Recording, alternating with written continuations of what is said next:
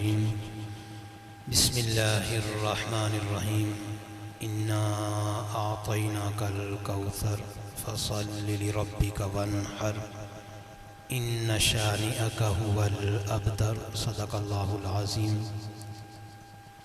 وبلغنا رسوله النبي الكريم الأمين ونحن على ذلك لمن الشاهدين والشاكرين قال الله تبارك وتعالى في القرآن المجيد في شان حبيبه الكريم إن الله وملائكته يصلون على النبي يا أيها الذين آمنوا صلوا عليه وسلموا تسليما درود پاک پڑھیے الصلاة والسلام علیک یا سیدی یا رسول اللہ وعلی آلک واصحابک یا حبیب اللہ الصلاة والسلام علیک یا سیدی یا نبی اللہ وعلی آلک واصحابک یا نور اللہ۔ اللہ رب العزت جل وعلا کی حمد و ثنا کے بعد نبی مکرم شفیع معظم مصطفیٰ جان رحمت شمع بزم ہدایت فتح باب نبوت ختم دور رسالت رب اعلیٰ کی نعمت حق تعالیٰ کی منت نقطہ سر وحدت نسخہ جامعیت مرکز دور کثرت عرش کی زیب و زینت فرش کی طیب و نزہت مغز راز حکم سرو ناز کی دم تاجدار حرم گل باغ رسالت نو بہار شفاعت مطلع ہر سعادت مقطع ہر سیادت مجھ سے بے بس کی طاقت مجھ سے بے کس کی قوت ہم غریبوں کے آقا پہ بے حد درود ہم فقیروں کی ثروت پہ لاکھوں سلام۔ عرض کرنے کے بعد اللہ رب العزت کی بارگاہ میں دعا ہے اس محفل پر نور کو قبول و منظور فرمائے۔ جناب مولانا احمد رضا عطاری صاحب کی شادی خانہ آبادی کے سلسلہ میں یہ محفل پاک ہے، اللہ ان کی شادی کو خانہ آبادی بنائے، آنے والی زندگی خوشیوں سے مالا مال فرمائے۔ انتہائی مختصر سا وقت ہے اور آپ سے کچھ گفتگو کرنی ہے، اگر آپ کی توجہ میری طرف رہے گی تو مجھے آسانی بھی رہے گی اور ہمیں کچھ فائدہ بھی حاصل ہوگا۔ بڑی مشہور و معروف ایک سورہ مبارکہ سورۃ الکوثر میں نے آپ کے سامنے تلاوت کی ہے، اِنَّا أَعْطَيْنَاكَ الْكَوْثَرَ فَصَلِّ لِرَبِّكَ وَانْحَرْ إِنَّ شَانِئَكَ هُوَ الْأَبْتَرُ۔ اس سے پہلے ماقبل میں جو مختلف صورتیں ہیں اللہ رب العزت نے اپنے محبوب کے مختلف اوصاف و کمالات کو مختلف جگہ پر بیان کیا ہے۔ آواز پیچھے صحیح نہیں جا رہی، آواز تھوڑی ٹھیک کریں۔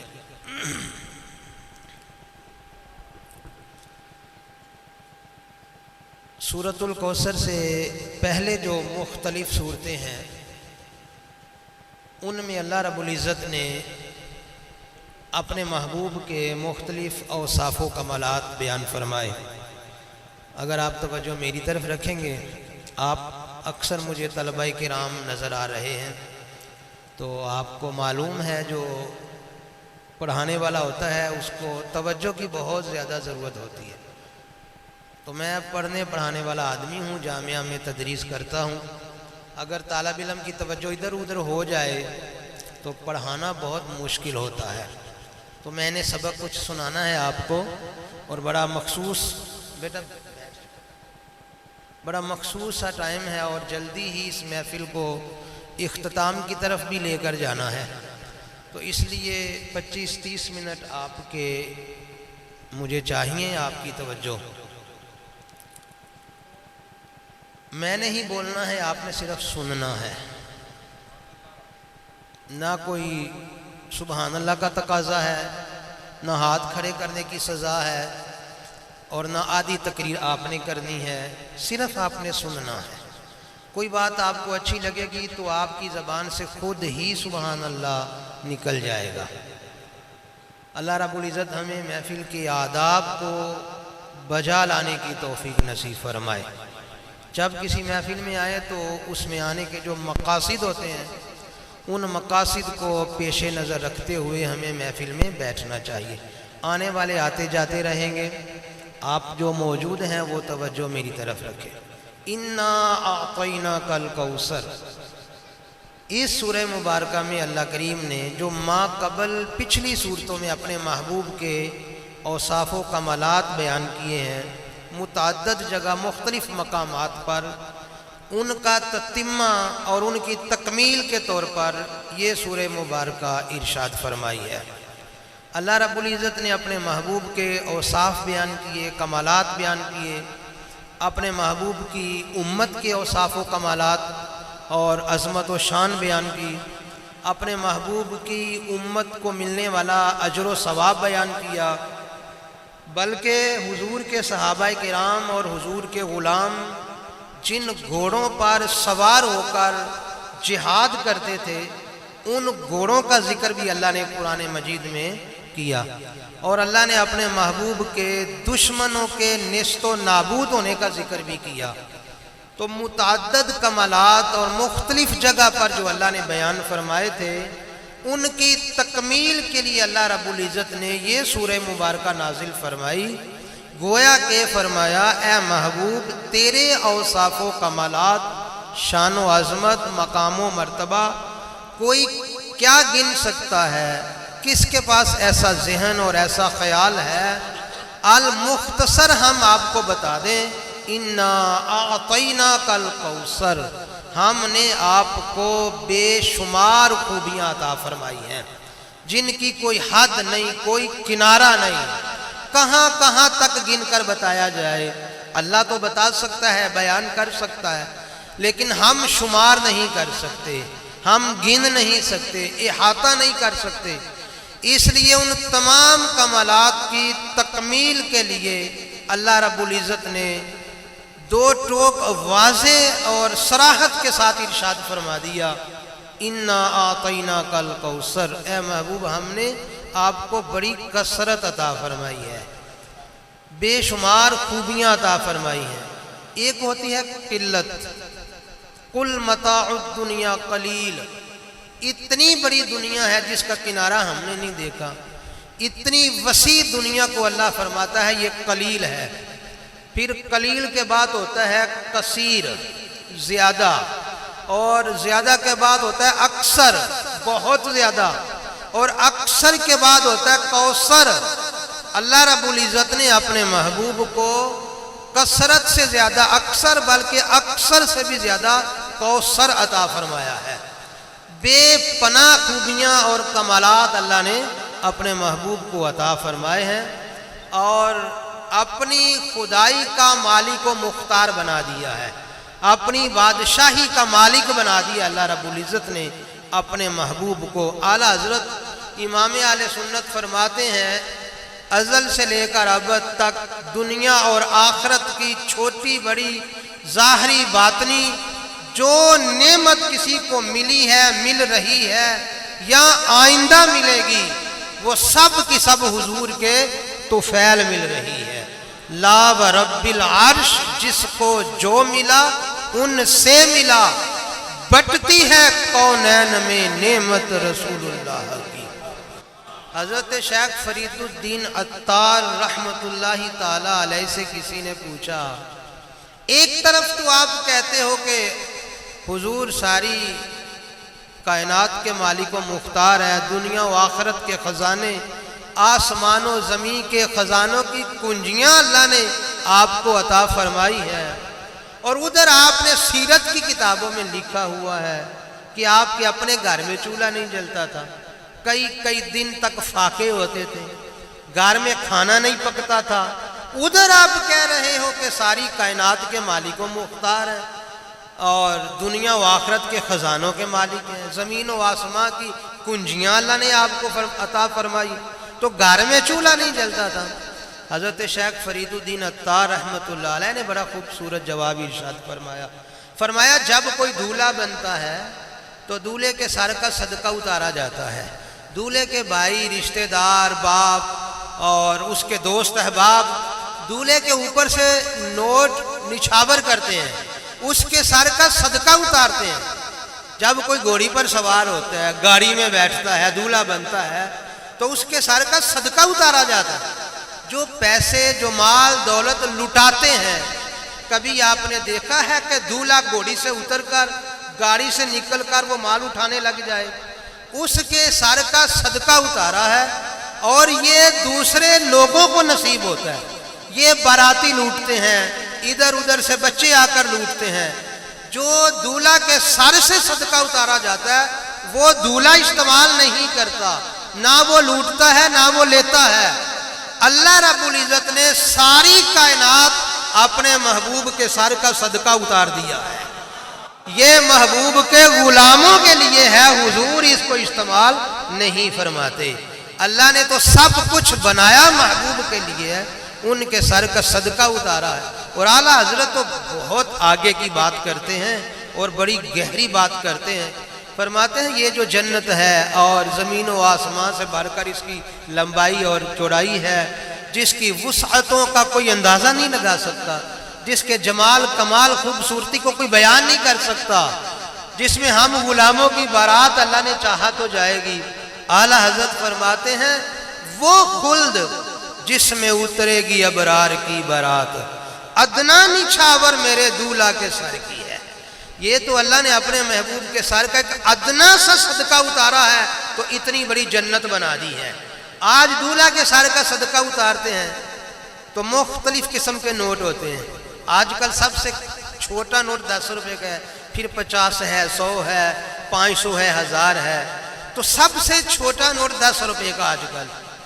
تو اللہ رب العزت نے اپنے محبوب کے سر کا جو صدقہ اتارا ہے، سب سے چھوٹا صدقہ جو اللہ نے اتارا ہے وہ اللہ کریم نے جنت کی صورت میں اتارا ہے۔ وہ خلد جس میں اترے گی ابرار کی بارات، ادنا نچھاور میرے اس دولہا کے سر کی ہے۔ جہاں جہاں تک اللہ کی خدائی ہے وہاں وہاں تک مصطفیٰ کی مصطفائی ہے۔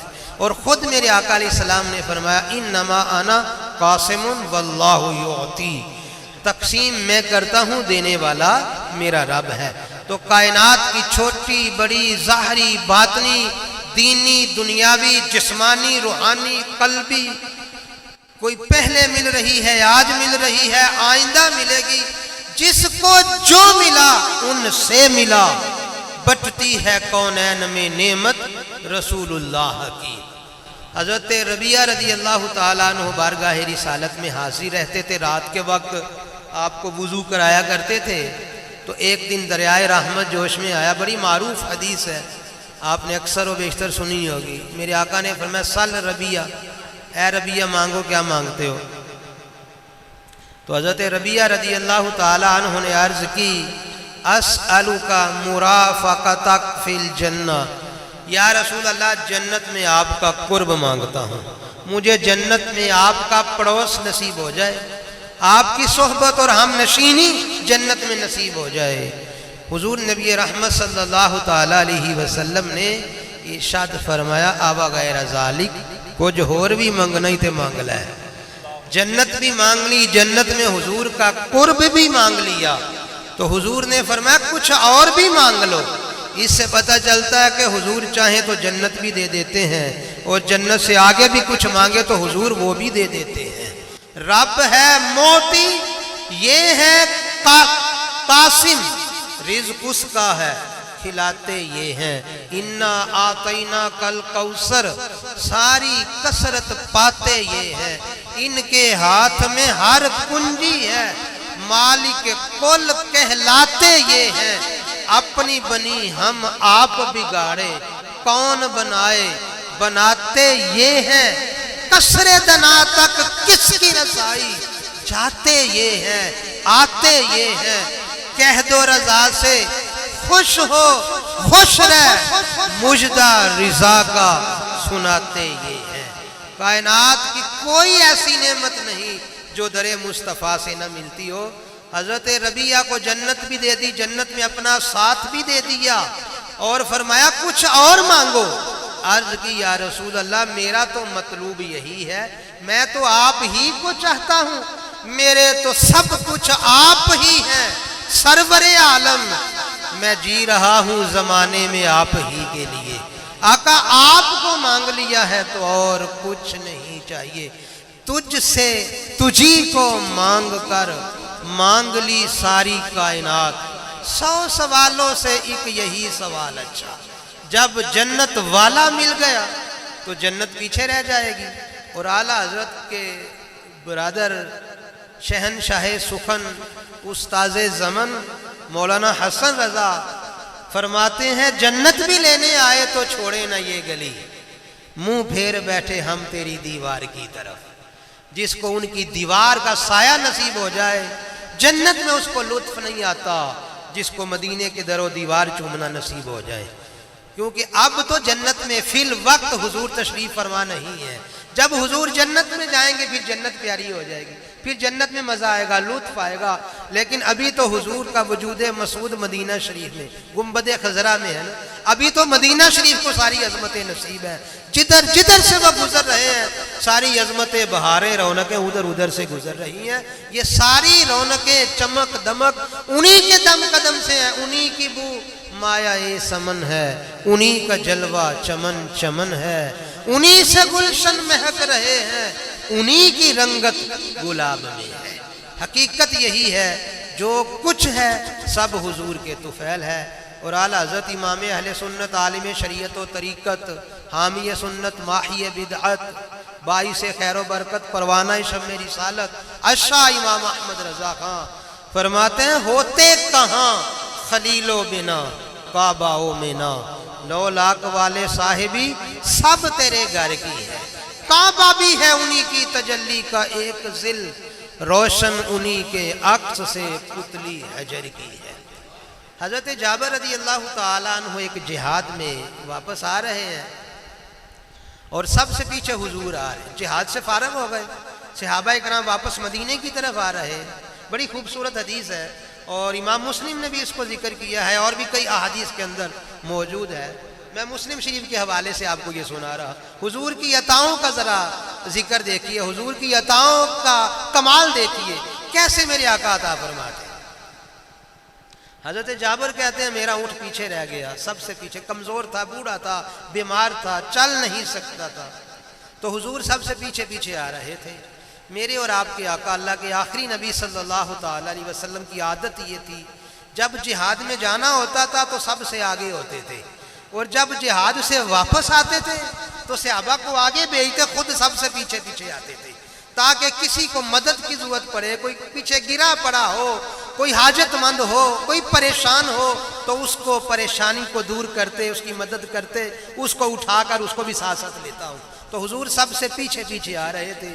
حضرت جابر رضی اللہ تعالی عنہ کہتے میرا اونٹ بیمار بھی ہو گیا، بوڑھا بھی تھا، چل نہیں سکتا، رک گیا، اب میں نے ارادہ کر لیا کہ میں اس کو آزاد کر دوں، اس کو چھوڑ دوں، بہتر ہے کہ میں پیدل ہی مدینے پہنچ جاؤں، یہ نہ خود جائے گا نہ مجھے پہنچائے گا۔ تو میں ارادہ کر ہی رہا تھا کہ اونٹ کو چھوڑ کر پیدل چلا جاؤں، پیچھے سے حضور آ گئے، فرمایا ماذا لبعیری کا، اے جابر تیرے اونٹ کو کیا ہوا؟ قلت علیل یا رسول اللہ، عرض کی آقا بیمار ہے، کمزور ہے، بوڑھا ہے، چل نہیں سکتا۔ تو حضور بھی اونٹ پر سوار تھے، آپ سواری سے نیچے تشریف لائے اور اپنے گورے گورے مبارک قدم اونٹ کو لگائے، ایک ٹھوکر لگائی اور برکت کی دعا دی، فرمایا جابر اب بیٹھ جاؤ۔ حضرت جابر اب اونٹ پر بیٹھ جاتے ہیں۔ حضرت جابر کہتے ہیں رب کعبہ کی قسم ہے فصار سیرا لم یسیر مثلہ، اب اتنی تیزی سے چلتا ہے، کبھی اتنی تیز رفتاری سے نہیں چلا تھا، اب وہ فراٹے بھرتا بھاگتا ہی چلا جا رہا ہے، وہ جو تھوڑی دیر پہلے ایک قدم نہیں چل سکتا تھا اب وہ اتنی تیزی سے چل رہا ہے۔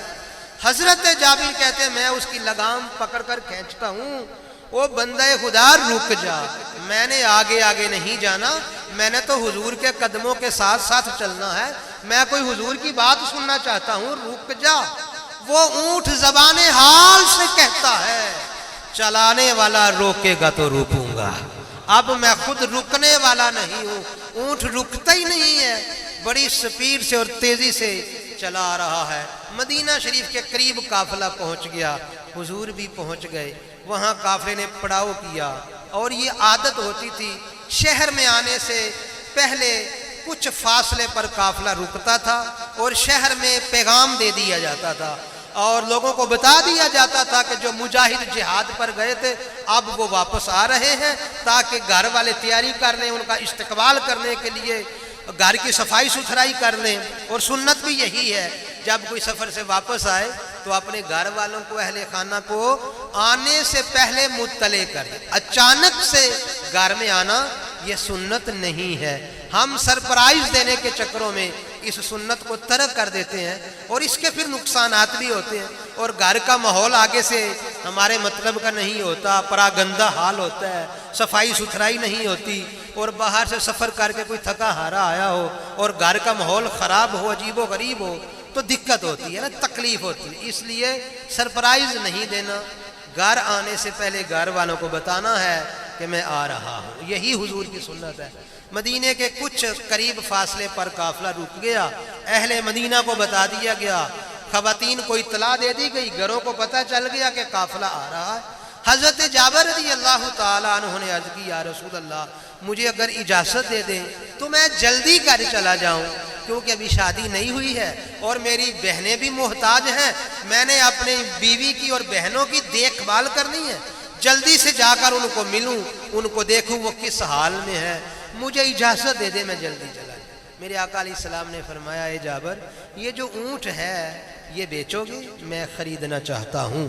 حضرت جابر بڑی آزمائش میں مبتلا ہو گئے، سوچ و بچار میں پڑ گئے، عجیب کشمکش ہے، اونٹ بیچنا ہے اور وہ بھی حضور کو، ہے بھی ایک، اس کے علاوہ کوئی سواری کا جانور بھی نہیں، اسی اونٹ پر پانی کی مشکیں اٹھا اٹھا کر لاتے ہیں اور یہ کاروبار کرتے ہیں، یہی ذریعہ روزگار ہے، روزگار بھی ایک ہے، اوپر سے بیچنا بھی آقا کو ہے، یہ کیسے ہو سکتا ہے؟ تو حضرت جابر بڑے پریشان ہوئے، عجیب کشمکش ہے، سوچ سمجھ کر عرض کی، یا رسول اللہ ایک ہی اونٹ ہے، اس کے علاوہ ذریعہ روزگار نہیں ہے، آپ کو حاجت ہے، ضرورت ہے، تو میں یہ تحفہ دینے کے لیے تیار ہوں، آپ قبول فرمائیں، یہ سب کچھ آپ کا ہی ہے، میں آپ کو کیسے بیچ سکتا ہوں؟ کیا پیش کروں جانا، کیا چیز ہماری ہے، یہ دل بھی تمہارا ہے، یہ جان بھی تمہاری ہے، آقا آپ لے لیں، آپ کا ہی ہے، میں آپ کو نہیں بیچ سکتا۔ لیکن میرے آقا نے فرمایا، نہ میں مفت نہیں لوں گا، میں کوئی اپنے غلاموں کا مال ہتھیانے آیا ہوں، میں غلاموں سے لینے آیا ہوں، میں تو تقسیم کرنے آیا ہوں، میں تو عطا کرنے آیا ہوں۔ آج کل کے اساتذہ کے لیے، پیران اعظام کے لیے، مشائخ کے لیے کتنا بڑا درس ہے کہ میرے آقا تو اپنے غلاموں کو عطا فرماتے ہیں، غلاموں سے نذرانے لیتے نہیں تھے، اگر کہیں سے کچھ آتا تھا تو غرباء میں تقسیم ہوتا تھا۔ نذرانہ لینے کا تصور سنت کی روشنی میں یہ ہے کہ اگر کوئی امیر کبیر رئیس مرید نذرانہ دے تو پیر صاحب اس کو لے کر اپنے غریب مریدوں میں تقسیم فرما دے، یہی سنت سے ثابت ہے۔ میرے آقا علیہ السلام تو عطا کرنا چاہتے تھے، یہ اونٹ خریدنے کا تو ایک بہانہ تھا، اصل میں تو حضرت جابر کے حالات آپ کے سامنے تھے، بڑا تنگ دستی کا زمانہ تھا، ان کی بہنیں ہی بہنیں تھیں اور ان کا نان نفقہ ان کے ذمہ تھا اور بیوی بھی تھی، تو حضرت جابر بہت غریب آدمی تھے، حضور ان کو عطا فرمانا چاہتے تھے۔ فرمایا جابر میں تو خریدوں گا۔ بہرحال بحث کرتے کرتے بات چیت آگے طول پکڑ گئی، بالآخر حضرت جابر راضی ہو گئے، جی یا رسول اللہ اگر آپ نے خریدنا ہی ہے، مفت نہیں لینا، بادل ناخواستہ میں بیچنے کے لیے تیار ہوں۔ تو حضرت جابر نے بیچ دیا، حضور نے خرید لیا، فرمایا پیسے مدینے پہنچ کر دیں گے۔ حضرت جابر رضی اللہ تعالیٰ عنہ نے عرض کی، یا رسول اللہ مجھے آپ اجازت دے دیں میں سوار ہو کر مدینے تک پہنچ جاؤں، سواری آپ کو بیچ دی میں نے، آپ کا اونٹ ہو گیا، لیکن اجازت دیتے ہیں تو میں سوار ہو کر مدینے تک چلا جاؤں۔ فرمایا اجازت ہے، مدینے جا کے ہم اونٹ لے لیں گے، تجھے تیرے پیسے عطا کر دیں گے۔ اب قافلہ چلتا ہے، مدینے پہنچ جاتا ہے، صبح ہوتی ہے، حضرت جابر اونٹ لے کر حضور کی بارگاہ میں آ جاتے ہیں۔ آقا علیہ السلام نے اونٹ لیا اور قیمت ادا کر دی۔ حضرت جابر رضی اللہ تعالیٰ عنہ پیسے لے کر اونٹ کی قیمت لے کر گھر جا رہے ہیں، ابھی گھر پہنچے نہیں تھے، رستے میں تھے یا گھر انٹر ہوئے تھے، ابھی قدم رکھا تھا، پیچھے سے آدمی بلانے آ گیا، جابر چلو تمہیں آقا نے یاد فرمایا ہے، آقا بلا رہے ہیں۔ حضرت جابر بڑے پریشان ہو گئے، حیران ہو گئے، پتہ نہیں میرے سے غلطی ہو گئی ہے، میں نے جلدی اونٹ بیچا نہیں تھا، میں نے سودا کیا ہے، بحث کی ہے، شاید حضور ناراض ہیں، اللہ ہی جانے اب کیا بنے گا۔ بڑی پریشانی میں بوجھل قدموں سے واپس آ رہے ہیں اور کئی خیالات آ رہے ہیں، سوچ رہے ہیں پتہ نہیں اب بنے گا کیا، حضور ناراض ہوں گے، غصہ کریں گے، ڈانٹ پڑے گی اور پتہ نہیں کیا ہوگا میرا۔ اب اسی پریشانی میں واپس آ رہے ہیں، جب کریم کی بارگاہ میں حضرت جابر پہنچتے ہیں، میرے آقا علیہ السلام نے فرمایا اے جابر تیرا کیا خیال ہے، میں نے تیرا اونٹ ہتھیانے کے لیے خریدا تھا اور میں نے کوئی زبردستی تیرا اونٹ لے لیا ہے؟ اصل بات یہ نہیں تھی۔ فرمایا جابر یہ پیسے میں نے تجھے دے دیے ہیں، یہ لو اونٹ بھی پکڑو، یہ میری طرف سے تحفہ ہے، پیسے بھی تیرے اونٹ بھی تیرا۔ بات اتنی سادہ نہیں ہے۔ جو اس حدیث کو میں نے پڑھا اور اس کی شروحات کو میں نے دیکھا، شاید میں نے کسی حدیث کی اتنی زیادہ شرح نہیں پڑھی ہوگی جتنی میں نے اس حدیث کی شرح کو پڑھا، اور جتنی بار پڑھا مجھے بڑا لطف آیا، بڑا مزہ آیا۔ جب حضور نے حضرت جابر کو کہا نا پیسے بھی تیرے اونٹ بھی تیرا، تو حضرت جابر حیرت میں مبتلا ہوئے، ان کو سمجھ ہی نہیں آ رہا ہو کیا رہا ہے۔ آپ کا پیر آپ کو بلائے اور آپ کو وہم و گمان میں بھی نہ ہو، آپ کو BMW کی چابی پکڑا دے، یہ گاڑی آپ کی ہے، پراڈو کی چابی پکڑا دے، تو آپ حیرت زدہ ہوں گے کہ نہیں ہوں گے؟ آپ پر حیرتوں کے پہاڑ ٹوٹ پڑیں گے، آپ کو کتنی دیر تک ہوش ہی نہیں آئے گی، آپ سکتے میں آ جائیں گے کہ اچانک پیر صاحب نے بلا کر، مجھے تو وہم و گمان میں بھی نہیں تھا، مجھے نئی گاڑی کی چابی دے دی ہے، تو آپ کو کتنی دیر تک تو سمجھ ہی نہیں آئے گی۔ حضرت جابر کو سمجھ نہیں آ رہی کہ ہو کیا رہا ہے، ایسی عطا کبھی زمانے میں دیکھی نہیں تھی۔ حضرت جابر حضور کو دیکھتے ہی رہ گئے۔ حضور نے 3 بار ایسے پکڑ کے ہلایا، جابر اونٹ بھی تیرا، پیسے بھی تیرے، اونٹ بھی تیرا، پیسے بھی تیرے، اونٹ بھی تیرا، پیسے بھی تیرے۔ 3 مرتبہ حضور نے فرمایا۔ پھر حضرت جابر سکتے سے باہر آئے اور ان کو یقین ہوا کہ میرے کریم نے اتنا عطا فرما دیا ہے، دنیا عطا میں نہیں کوئی ہمتا تیرا، ہو جو حاتم کو میسر یہ نظارہ تیرا، کہہ اٹھے دیکھ کے بخشش میں رتبہ تیرا، واہ کیا جود و کرم ہے شہ بطحا تیرا، نہیں سنتا ہی نہیں مانگنے والا تیرا۔ اور اگر آپ کو میں بریلی میں امام احمد رضا کی بارگاہ میں لے جاؤں تو امام عشق و محبت فرماتے ہیں بے مانگے دینے والے کی نعمت میں غرق ہیں۔ حضرت جابر کو بے مانگے حضور نے دیا، پہلے خرید لیا، یہ بھی کریم کا انداز ہے، ویسے نہیں دے دیا، کسی کی عزت نفس بھی مجروح نہ ہو، کوئی شرمندگی محسوس نہ ہو، کسی کو بھکاری نہیں بنایا، کسی کو بھکاری بنا کر سامنے کھڑا کر کے دیا اور اس کی عزت نفس کو مجروح کیا ہے، ایسے میرے کریم نے نہیں دیا، بلکہ دیا بھی ہے اور اس کی عزت کو بڑھا بھی دیا ہے۔ اونٹ خرید لیا تاکہ کوئی یہ نہ سمجھے مجھے بھیک ملی ہے، اگر حضور بھیک بھی دے دے تو بھی بڑی بات ہے، لیکن میرے آقا کسی کو اس طرح پریشان نہیں ہونے دیتے۔ اونٹ خرید کر قیمت دے دی، پھر بلا کر تحفہ بھی دے دیا، فرمایا خذ جمالہ کا و سامانہ کا، پکڑ اونٹ بھی تیرا، قیمت بھی تیری، دنیا عطا میں نہیں کوئی ہمتا تیرا، ہو جو حاتم کو میسر یہ نظارہ تیرا، کہہ اٹھے دیکھ کے بخشش میں رتبہ تیرا، واہ کیا جود و کرم ہے شہ بطحا تیرا، نہیں سنتا ہی نہیں مانگنے والا تیرا۔ ایک لفظ نہیں ہے جو آپ کی زبان پر نہیں آتا، کوئی جنت بھی مانگنے آ جائے تو جنت بھی عطا کر دیتے ہیں۔ حضرت موسیٰ علیہ السلام کے پاس ایک عورت آئی جس نے حضرت یوسف علیہ السلام کی قبر کے بارے میں بتایا تھا کہ حضرت یوسف علیہ السلام کی قبر یہاں پر ہے، تو اس نے کہا میں بتاؤں گی بعد میں، پہلے میں فیس لوں گی، مدنی فیس جسے کہتے ہیں۔ حضرت موسیٰ علیہ السلام نے فرمایا ٹھیک ہے تیرا مطالبہ پورا کیا جائے گا۔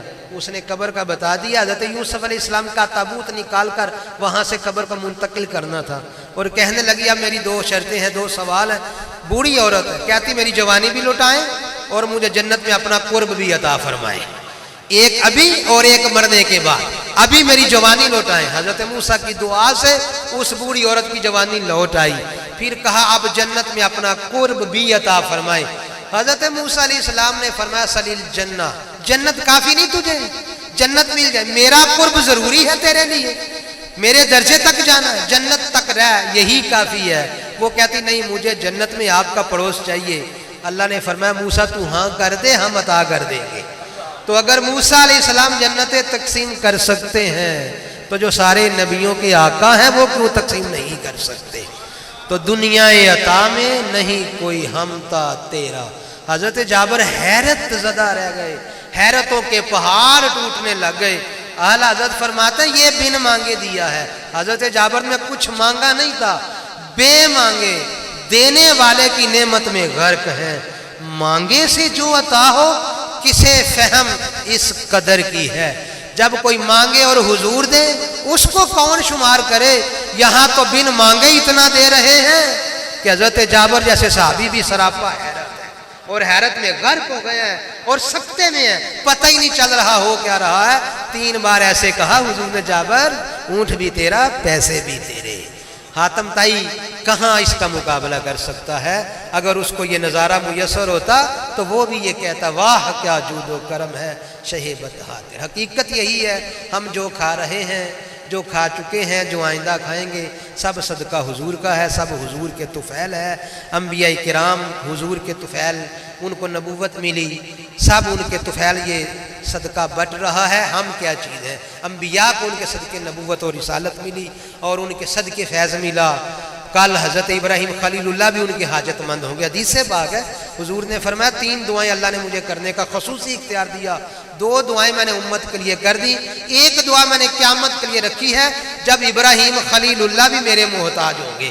تو جن کے محتاج ابراہیم خلیل اللہ بھی ہوں، میری اور آپ کی کیا اوقات ہے خلیل اللہ کو حاجت رسول اللہ. اللہ رب العزت کی بارگاہ میں دعا ہے ہمیں حضور کا صدقہ ہی کھاتے رہنے کی سعادت عطا فرمائے اور اس کو ماننے کی توفیق نصیب فرمائے اور قیامت کے دن حضور کے غلاموں میں اٹھنا نصیب فرمائے.